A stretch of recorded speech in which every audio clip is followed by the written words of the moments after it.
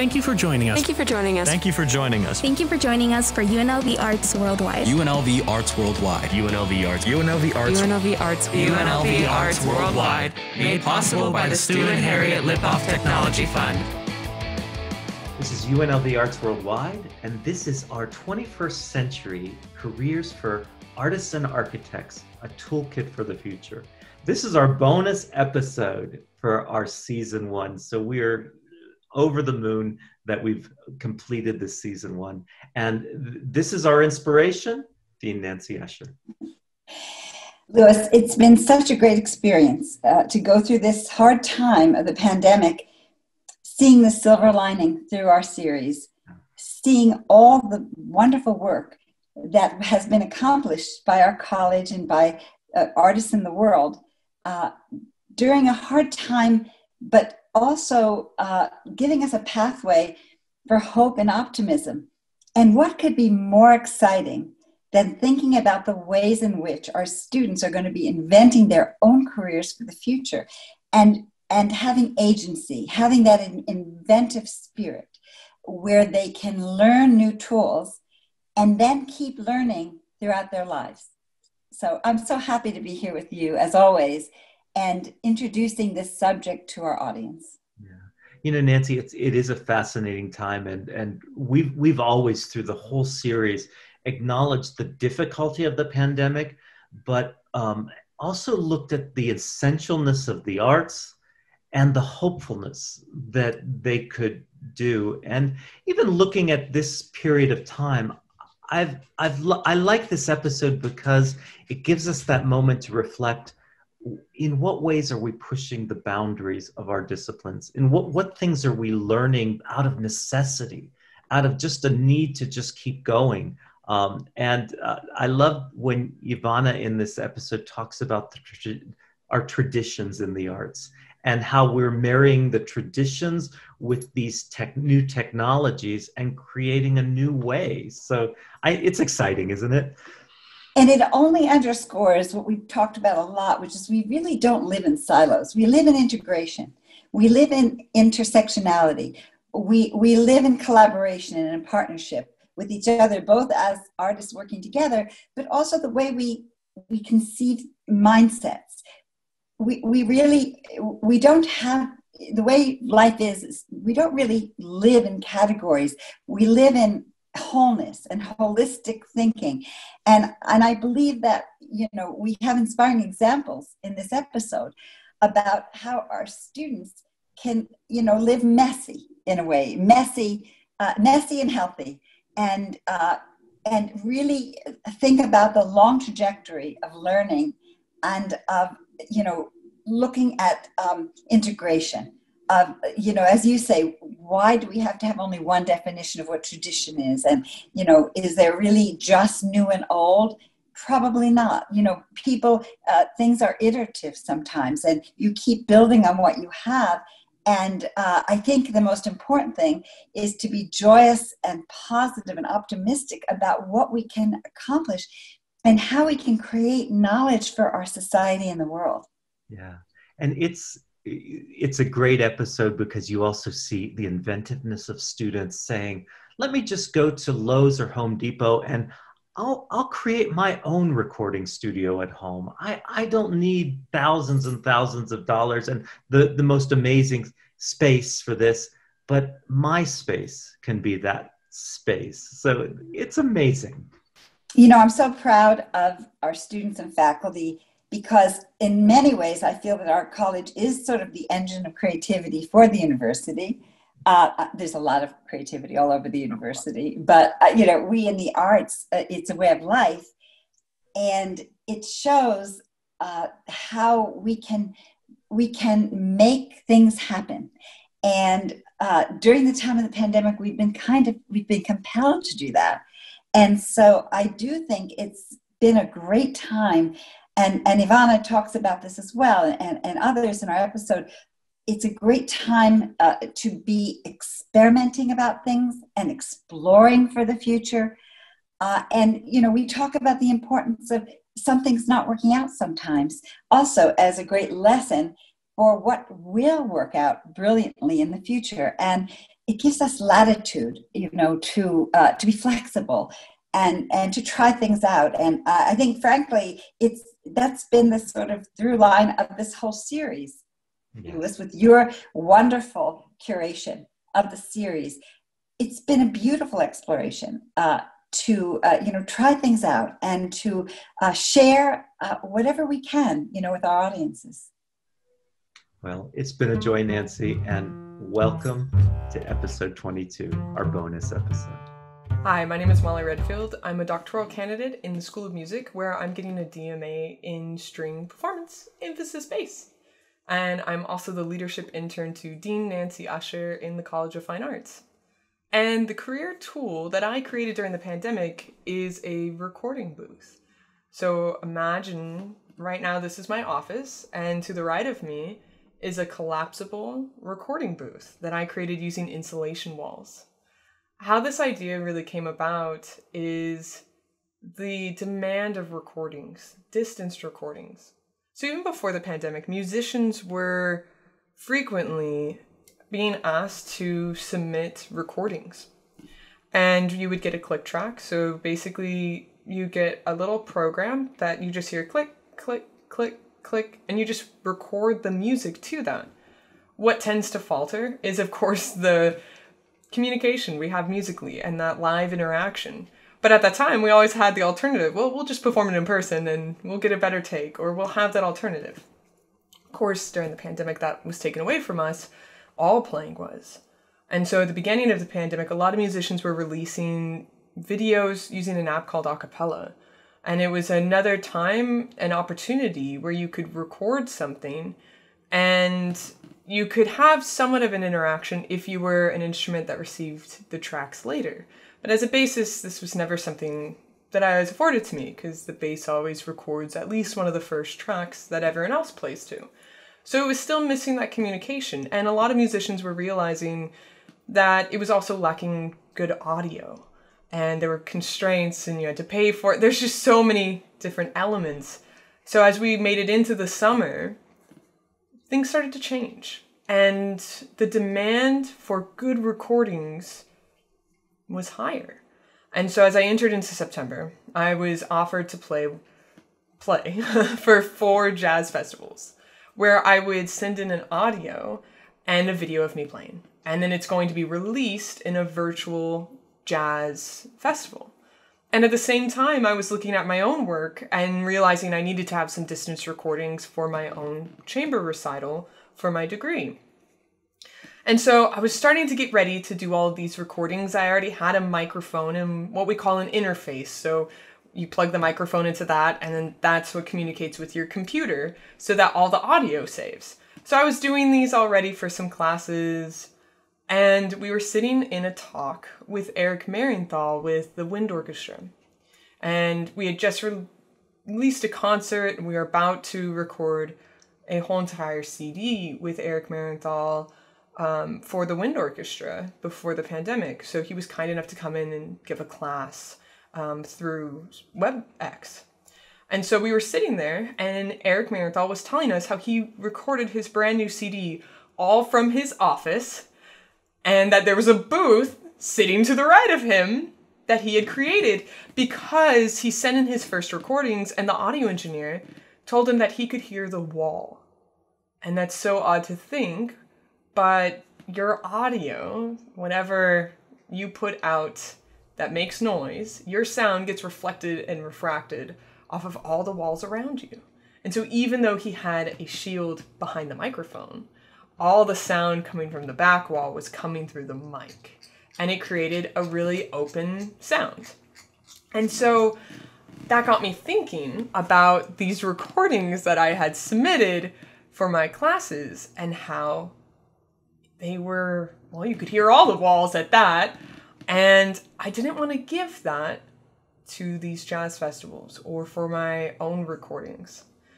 And so I called my dad and was like, I need to create a wall in my room because to buy a shield is like $200 and it wouldn't even cover the width of my instrument. And it was a big like, what do I do? And so my father, who with my mother actually ran a marching band and a color guard, had told me about the magic of insulation walls. And so what an insulation wall actually comes out to being is 8 feet long, 4 feet high. And I think mine's actually like around 5. It's a little bit taller. And they weigh nothing. It's just styrofoam. And so he was like, you should go and pick one up and create a recording booth. And so sure enough, I went to Lowe's and I found these insulation walls for $20. And I knew I only needed 2, and that was probably an overkill, I thought, but maybe not. And, well, I drive a Hyundai Elantra GT, hatchback. And you can already do the math. It just wasn't going to work. And so my dad recommended buying a key saw. And so what I did was I stood in the parking lot using the big giant rolling cart as my saw table. And I sawed these 8-foot things in half. And I was like, problem solved. This is going to be great. Open up the hatchback, go to put it in. It doesn't fit. And I guess this shows I'm not a great mathematician, but instead of cutting them in fourths, I just cut off the side that measured it to where it fit in the car. So I ended up with these small panels and then large panels. And it all fit. I was just rejoicing that it fit my car and myself, and everything around me is covered in styrofoam balls. And I load it all in. I'm super elated and just excited to have this. I get home and I have to tape them back together. And thankfully I wrote down, like, this is side 1A, 1B, because there was no way I would have ever figured out how it fit back together. But at that moment, I realized I ran upstairs to my office and this empty wall was the exact size of half of what I cut. So I didn't have to cut anything. In fact, I just laid in the first wall. And then the other 2 was the same thing. They were the length because, of course, my walls were made with insulation. The measurement was already done for me, right? And so I just had to make one panel, and it's a panel that folds out. You'll see this cool picture, but it basically is an accordion. And how I taped it together was with duct tape. Very, sophisticated here. But I realized that the installation wall had aluminum foil, and it kind of looked like I was deflecting aliens. And I knew that if I was going to do a recording, I wouldn't want that to be my backdrop. And so I then took contact paper, like what you line your cabinets with, and I covered the one side that was reflective with that. And then off of Amazon, I spent $20 and bought insulation foam squares. So they're actual squares that musicians use all the time to just help take away the sounds of the wall, right? To stop so much of the reflection of sound. So I took little nails and I nailed that down. And sure enough, I created this recording booth. And it was great. It was insulated sound.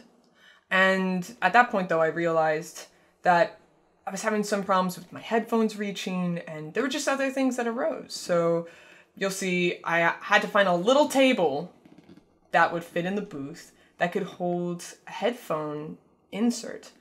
And so I actually ended up taking an old subwoofer of Yamaha standing speakers that I'd found at a Goodwill and put that in there. And it was like the perfect height, the perfect size, and it created this ideal recording booth. And it's through this process that I truly realized that this is the great equalizer. For less than $50, because I already had the microphone and everything, I created a recording booth. And to have that time inside a studio, just to give you an idea, would cost maybe $300 for 2 hours plus editing, possibly. That's a good deal. And I can sit here and take as many takes as I want. And of course, there's other elements that I learned about. I had to learn how to stage myself, which is the last thing I think about when I'm recording, thinking about the music. But I had to stage myself. and I had to put lighting on myself. And there's just all these elements that I had never considered because I'm not part of the production side. I'm part of the recording side. I'm the music. But ultimately, I can lay down any tracks and have that live interaction because we all now have some sort of recording. We call them DAWs. It's just the program you record your audio with. And we can all just send each other these tracks and record over them. And you can go back and re-record. So a drummer sends you something, I can go back, re-record it, and then have that interaction. So this was the ultimate tool that I created. It's doable for anyone. And it's affordable. And sure, there's going to be wacky moments like key sawing your insulation walls in a parking lot of a Lowe's.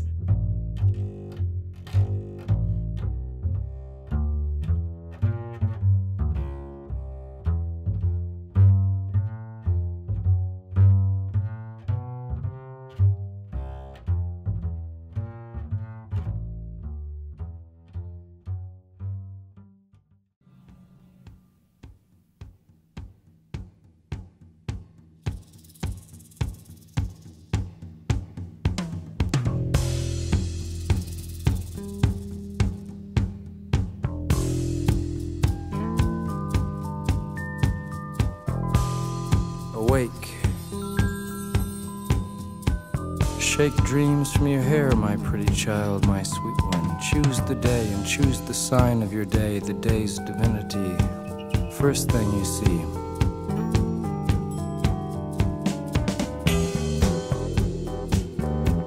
A vast, radiant beach and a cool, jeweled moon. Couples naked race down by its quiet side.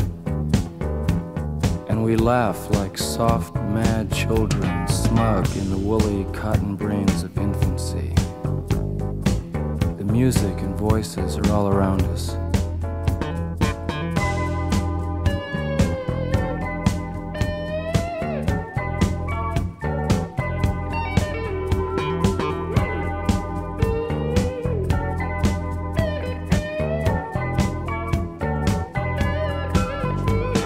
Choose, they croon, the ancient ones, the time has come again. Choose now, they croon, beneath the moon, beside an ancient lake. Enter again the sweet forest, enter the hot dream, come with us. Everything is broken up in dances.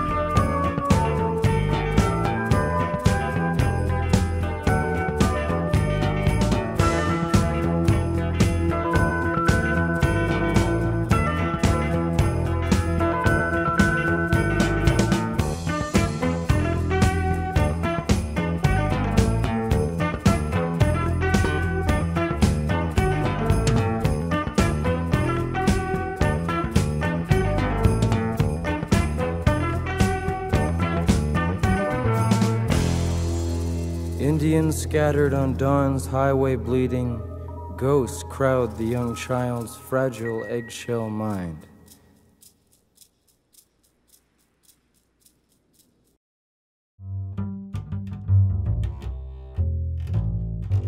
And we are here with our learning technology specialist, Ivana Hui. Ivana, welcome. Thank you so much for inviting me. Now, Ivana, I've often said that your position is a fascinating one during this pandemic time because you've witnessed faculty having to pivot and just a time when they're pushing the boundaries of the technologies because of necessity.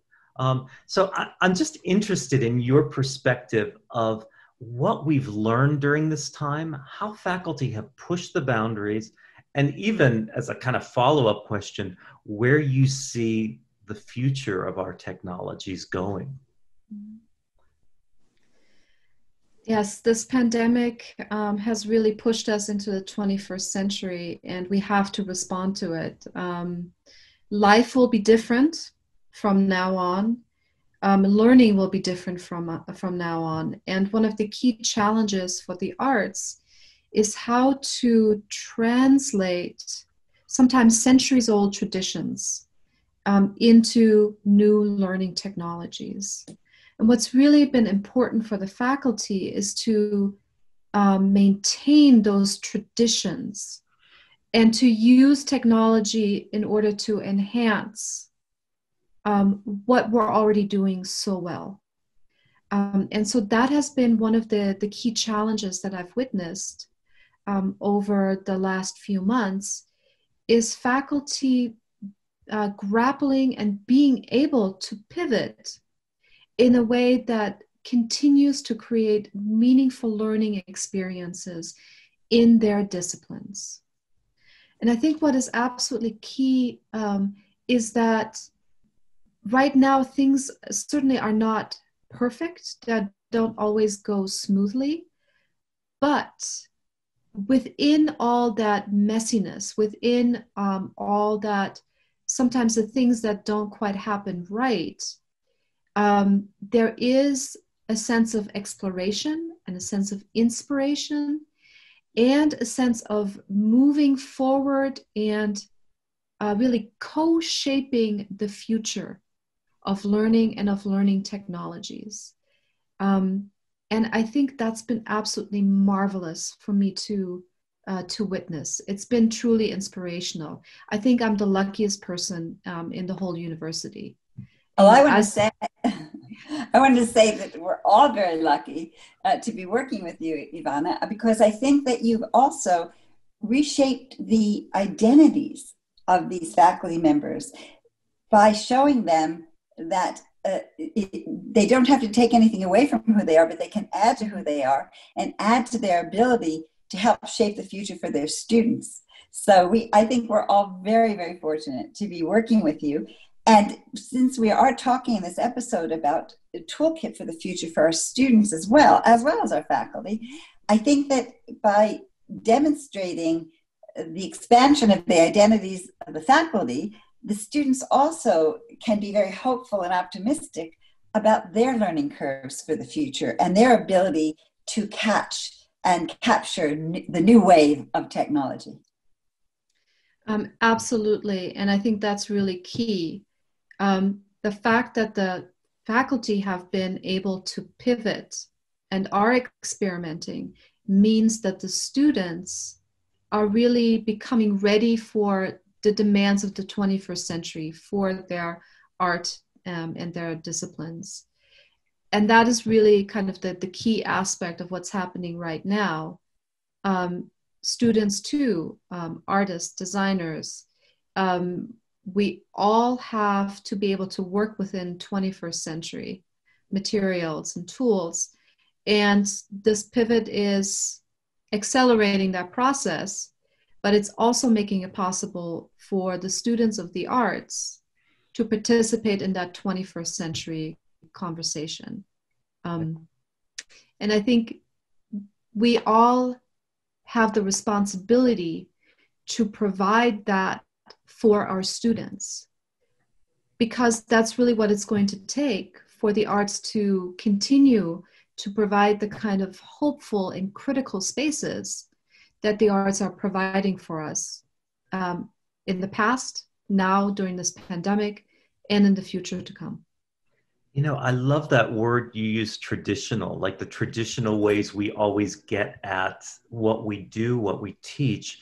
And there's something really interesting about right now, because I suddenly see students fascinated with, you know, the opportunities of, well, you know, we're used to always presenting choreography, you know, in a theater space with an audience, but suddenly now they're choreographing for the frame of the camera. For, you know, how does a dancer look on a smartphone? How does a dancer look on my smart TV? So it's just amazing to me. Just we're still doing the traditional, like we're still dancing and we're still using terminology and exploring our fields, but we're just exploring them in different spaces and becoming fascinated with this new space, even the space of just a Zoom meeting. Like, what's possible within this virtual little connection of these people who are all in their own homes? You know, I find it fascinating. Mm-hmm.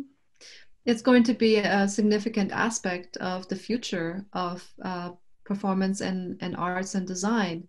What happens in that frame, because as artists, designers, performers, we have to be able to communicate within that frame, within our phones, within the digital spaces, and that's become abundantly clear, even clearer than it has even a few years ago.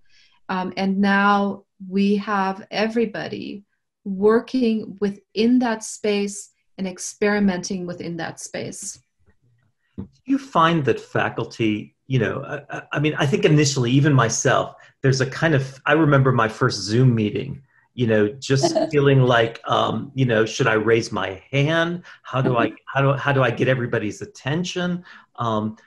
But do you find faculty have becoming more comfortable in the digital spaces as they explore? How do you see that learning curve?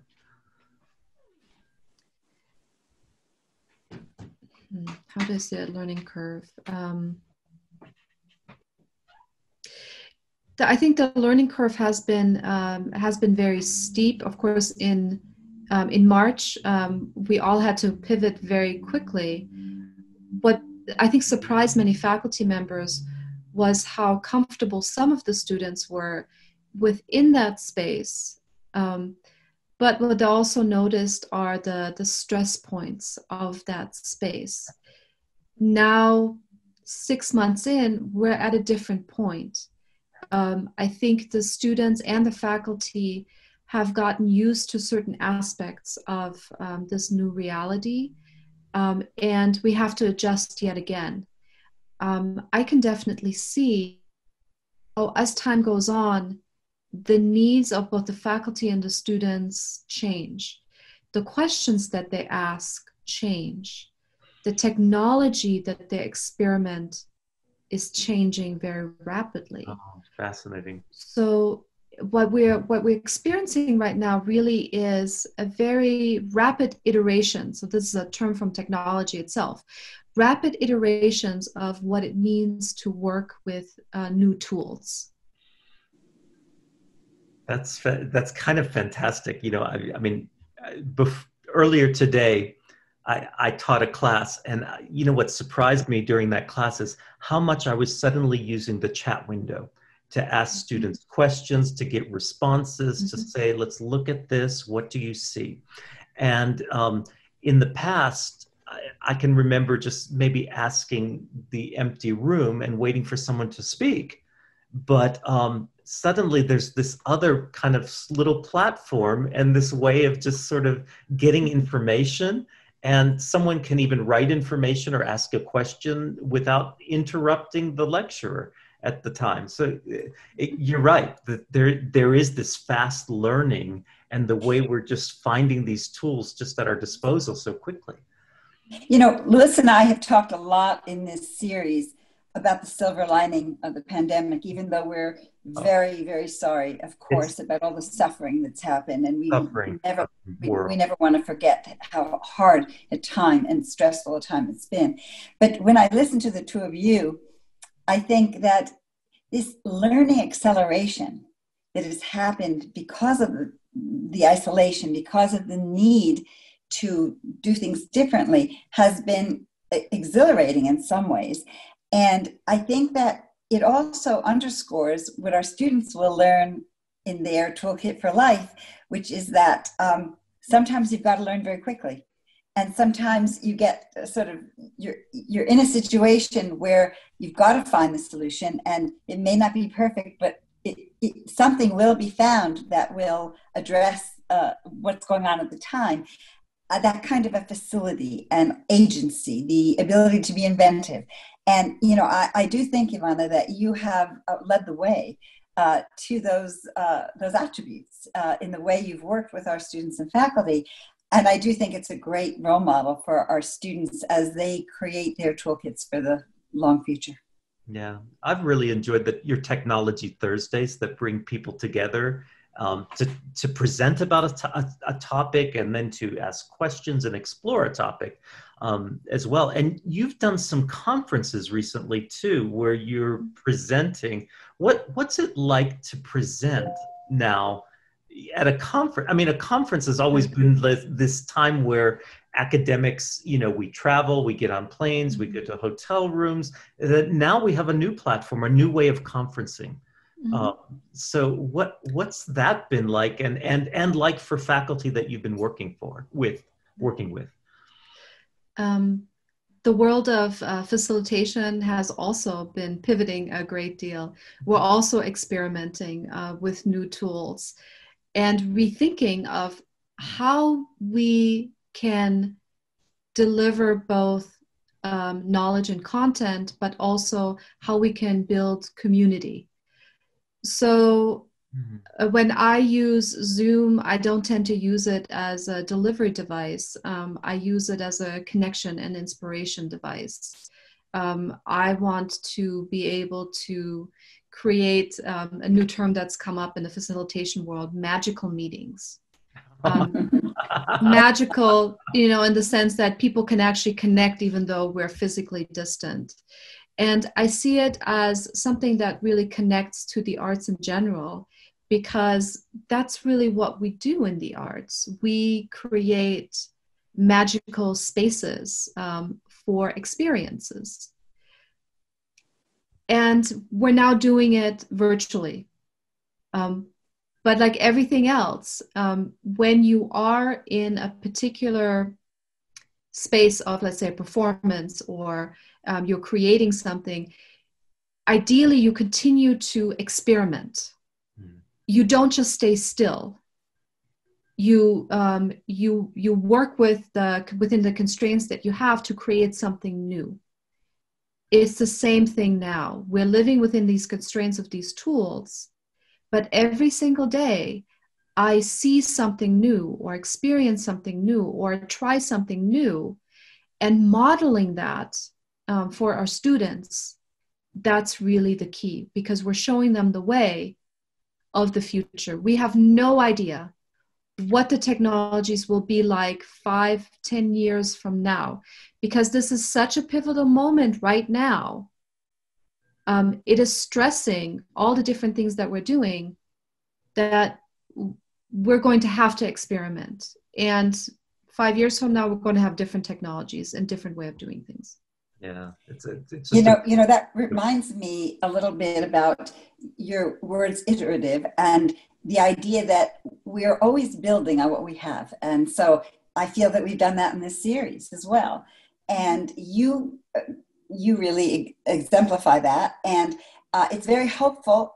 And it's a really interesting trajectory about, what will be short term, what will be intermediary, and what will be the long future.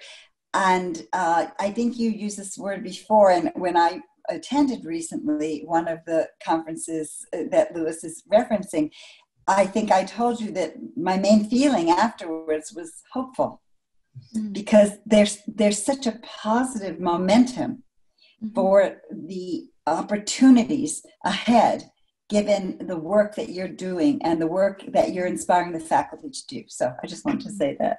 Yeah. Thank you. And I think seeing the world as hopeful, seeing the silver lining in this moment is very important, I think, for everybody, for the faculty who are working very hard to continue to engage their students.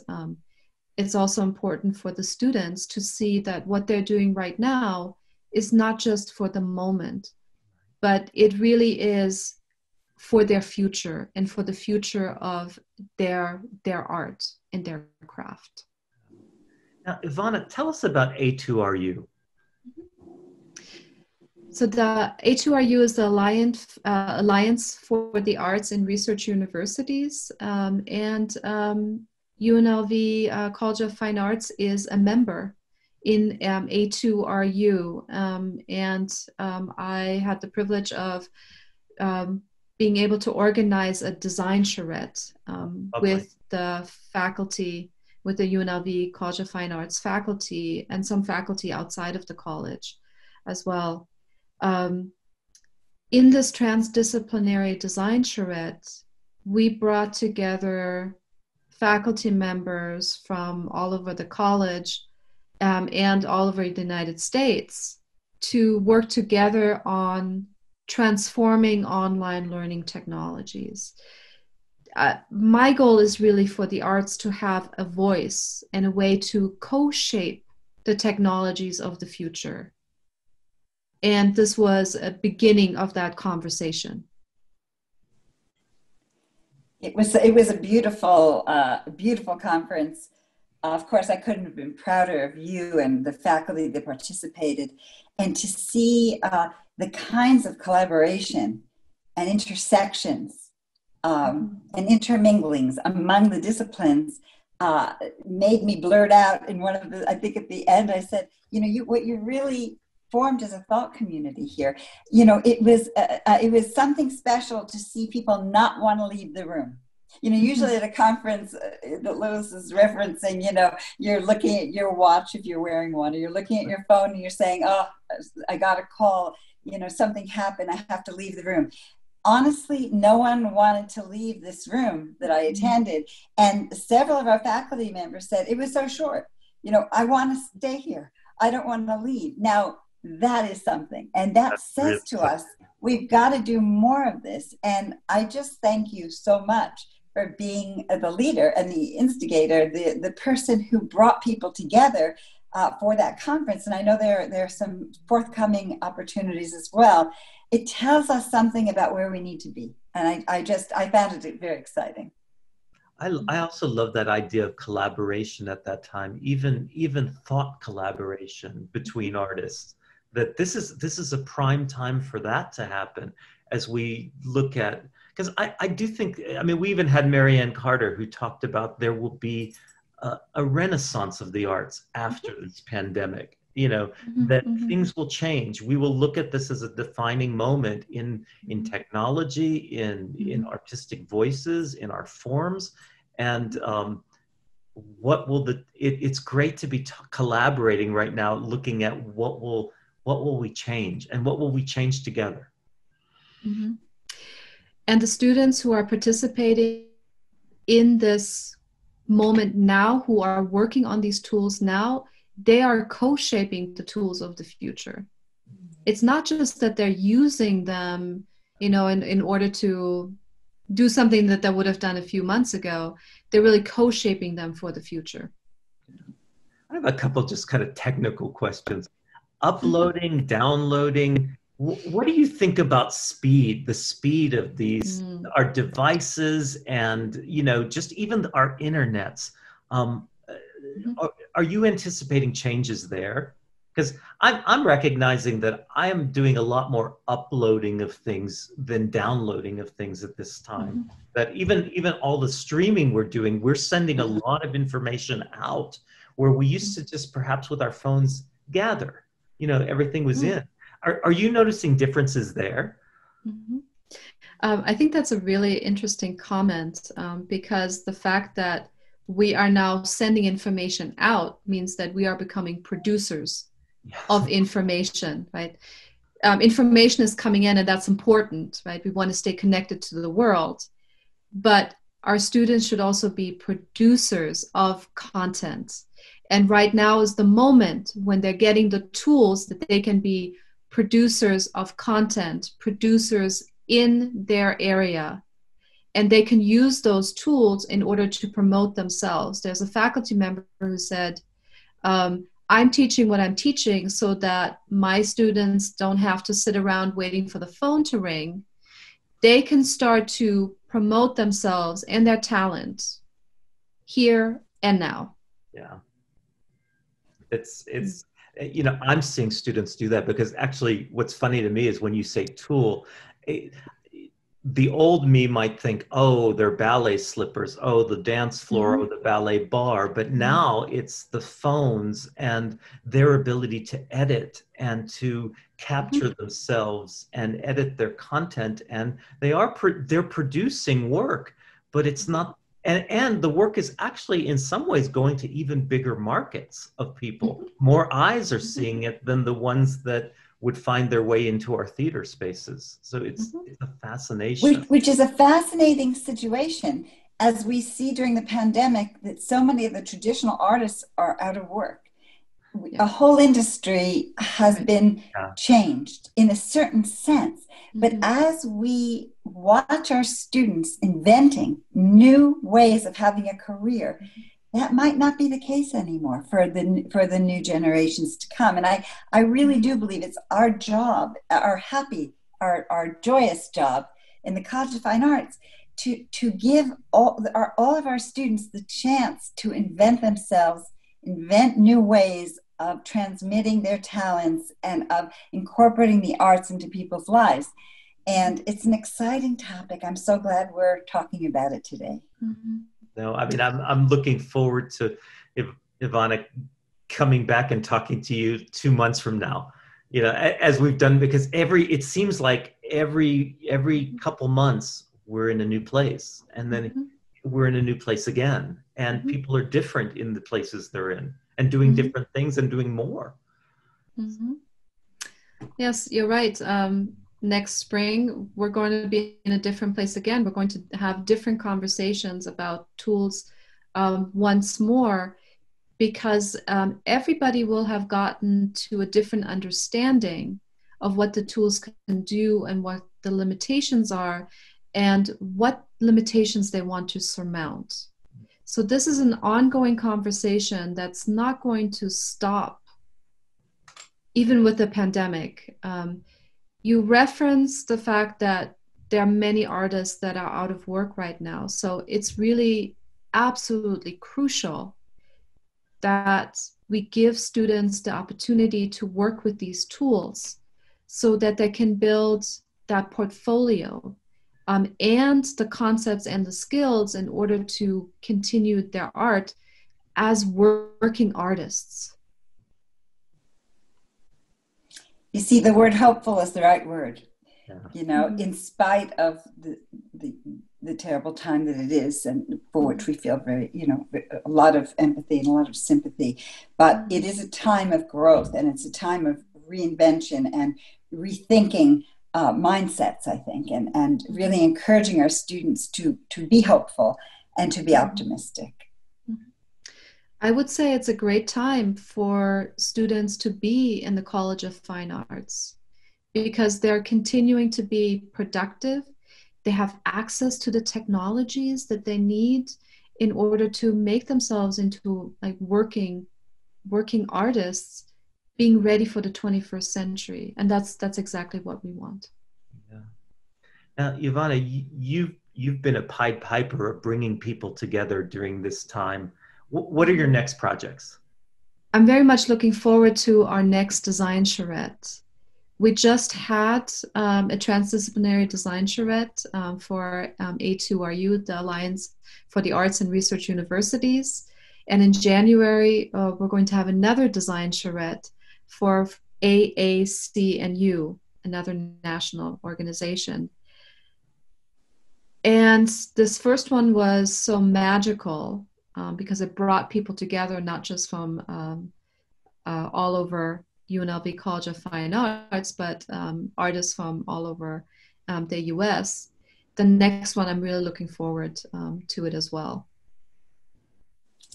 You know, I just appreciate all of your efforts. I continue to learn, and I know we all do. Yeah, and we also start to really think about the role of design in all of our lives as well, whether we're performing artists or visual artists or filmmakers or architects, or, you know, we have also entertainment engineering and design in our wonderful college, and we have our performing arts centers, and we have our museum, and, you know, but design is important, and design is also, I think, a unifying force for all all of the faculty that had been working together, along with some other concepts as well. But I know that the design charrette has been a way of bringing people together. I so appreciate that.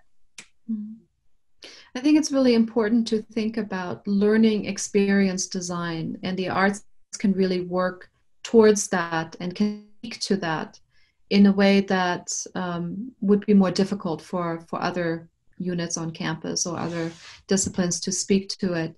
So as faculty in the College of Fine Arts, we really should be thinking about how can we design experiences for our students that are positive and productive and provide them the tools for the future. And on this segment of UNLV Arts Worldwide, we have Adam Paul, and we're going to talk all about the class Pod 115 and how this will, basically be a wonderful toolkit for our students once they go out into the real world. So welcome, Adam. Thanks so much, Shahab. It's nice to see you again. Yeah, nice to see you as well. It's been a few months. I know. I enjoyed interacting with you on a more daily basis during our first season in the spring. Yeah, so let's talk about the first season. So that was the first iteration of Pod 115. So for those who haven't listened to the podcast yet, shame on you. Right. Explain a little bit about what the idea was and what your hopes were. Sure. And, I'm going to gently correct you because you introduced it as the class Pod 115, which is great, but incorrect. The class is actually Narrative Serial Podcast, which is Theater 491 through the theater department in the College of Fine Arts. But what grew out of that class was this fictional podcast that we titled Pod 115. And that has now remained into this semester, which we'll talk about later. But the class started as pre-COVID as a way to teach our students, particularly actors, or students within the stage and screen acting program in the theater department, self-production, content creation, skills, so that they're not waiting around for the phone to ring, which was a large part of my early years in show business.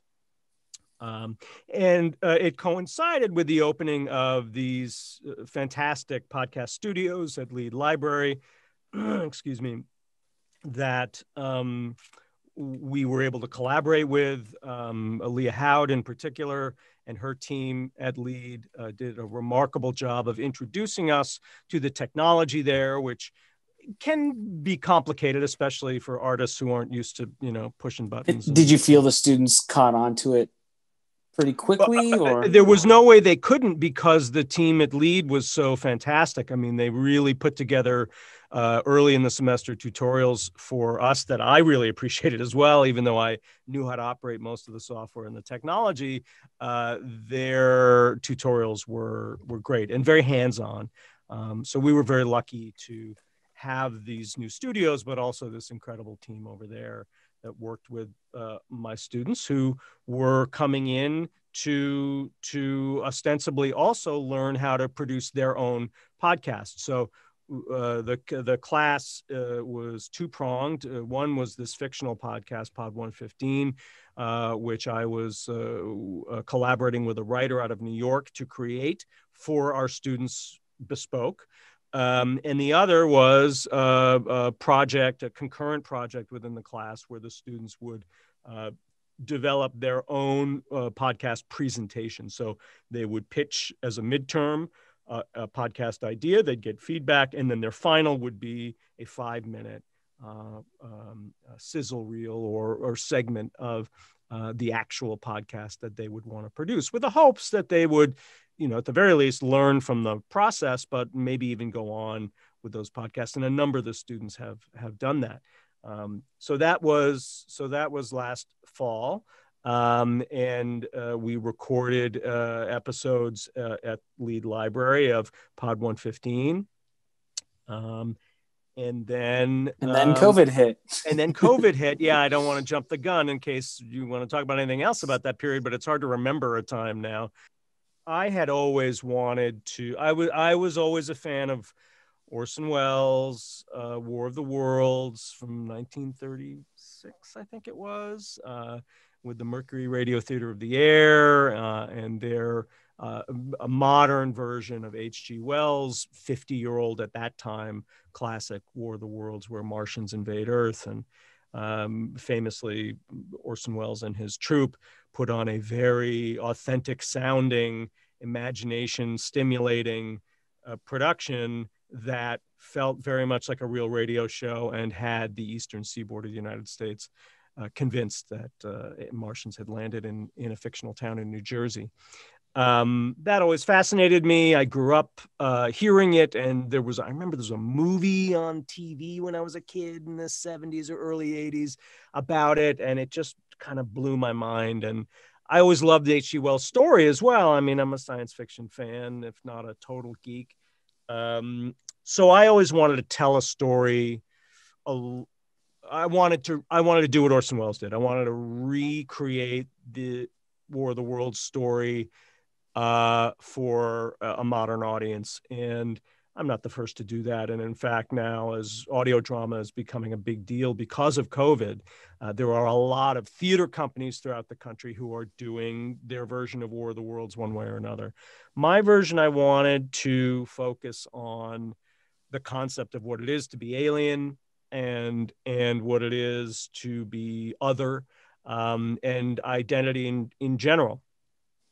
And I thought with a group of young, diverse students, as we are so lucky to have at UNLV, this was a really tremendous opportunity to maybe tell this story. And so I started working with a writer out of New York by the name of Ray Binstock, who's incredibly talented playwright, award-winning writer, and she writes for television as well. And we decided to do 9 short episodes, 10-minute long episodes, which is not revolutionary, but they're catching on because some podcasts can go for 3 hours. So I knew I didn't have the bandwidth to produce that. And one of the goals of the class was also for us to fully produce a season of a podcast and release it to the universe within a single semester. And so the only way to really do that was to have about 90 minutes of audio. And so we did 9 10-minute episodes, and with a fantastic cast. And then COVID. What were the reactions like? The response was pretty good. I mean, listen, one of our goals, one of my goals, I took a lot of people, including you, along with me, was to release this the way Orson Welles did, without a lot of fanfare, and maybe with the hope that some people might think it was real. And so we wrote to that. We produced to that as well, so that there's a rough nature to the production value of the podcast, as those students were sort of left to their own devices to create it. And verisimilitude was the word of the day, and still is in this second season of it, following Richard Donner's signage on the original Superman movie set in the 70s. He had big signs put up that said verisimilitude, so everyone understood that they weren't just making some comic book movie, that the goal was to really believe a man could fly, right? And by the third episode, what happens is an alien appears.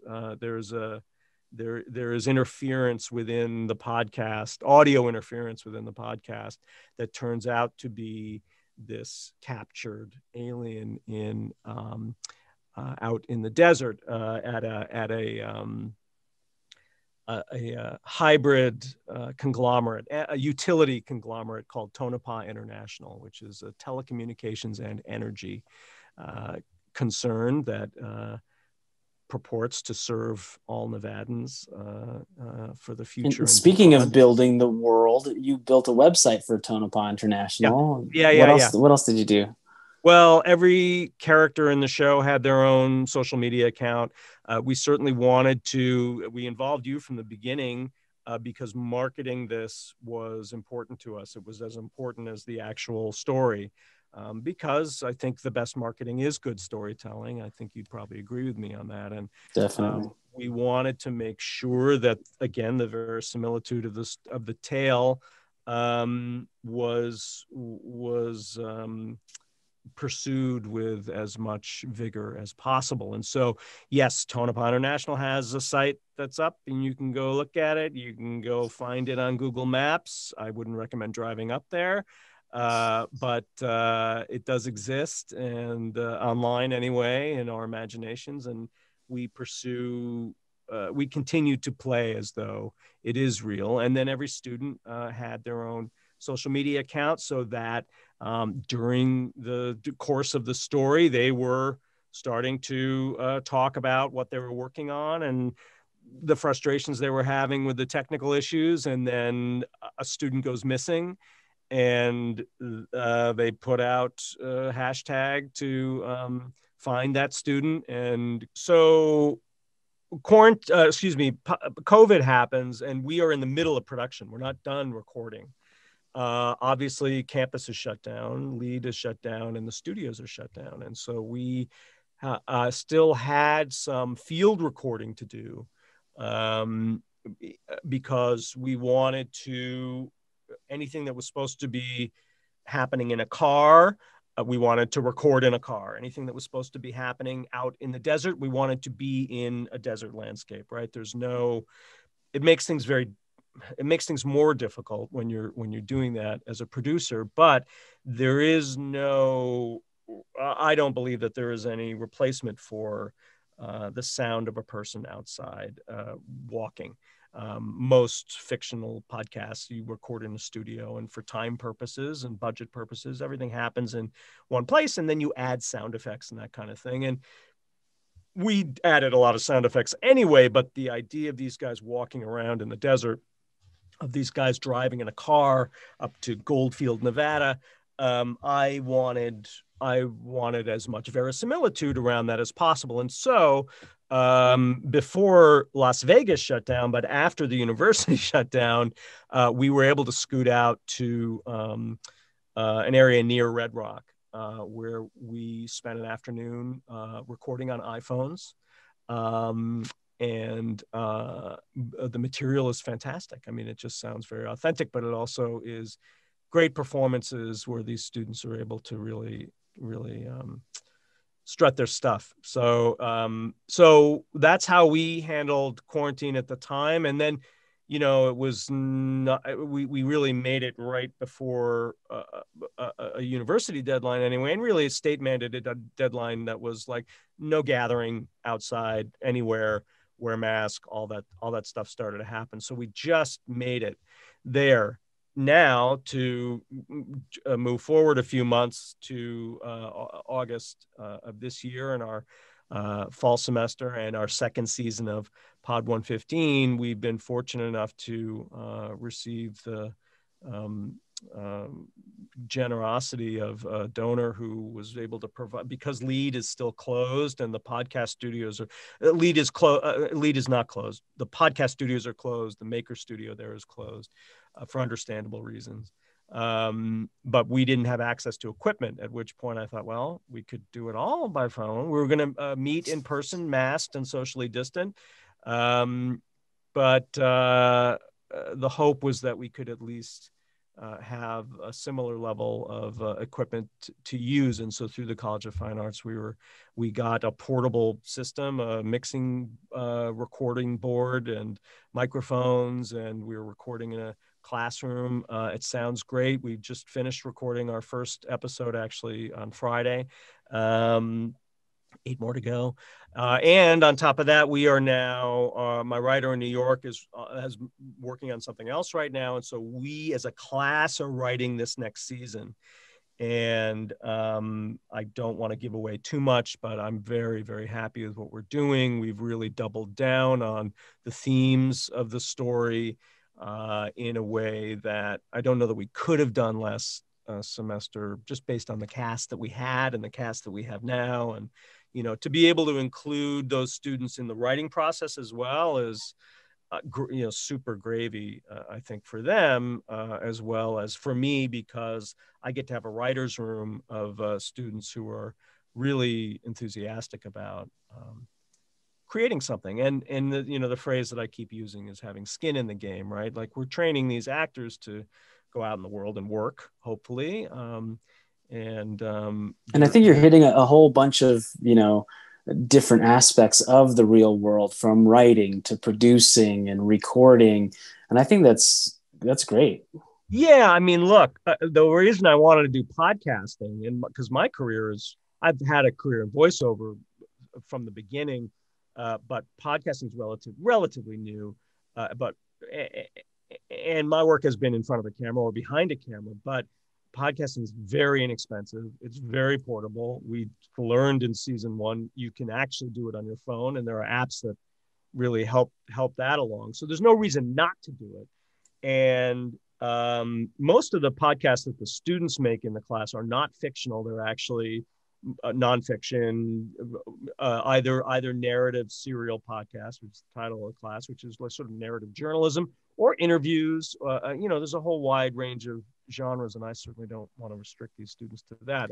They're so bright and they're so opinionated and engaged that this is a great way to show young actors. You don't have to wait for someone else's play to come along or someone else's script to come along.